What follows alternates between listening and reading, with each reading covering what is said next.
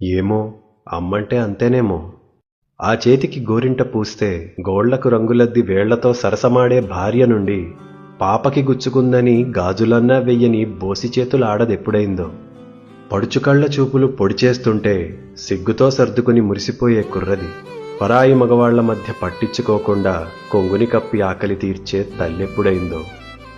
సరదాలు సరిపోక మొగుణ్ణి గిల్లిపెట్టే వనిత సరిగా నిద్ర కూడా లేని ఒంటరి యోధురాలెప్పుడైందో.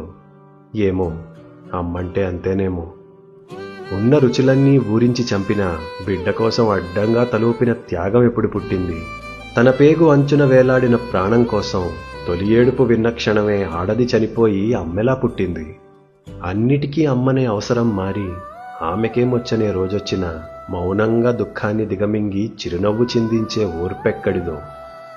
కన్నీళ్లతో పాటు కర్తవ్యాన్నిచ్చి కళ్ళొత్తుకుని బిడ్డని సాగనంపిన మనవలిని ముద్దాడి అమ్మకే అమ్మయ్యి అండగా ఉండేటి బలమెక్కడిదో.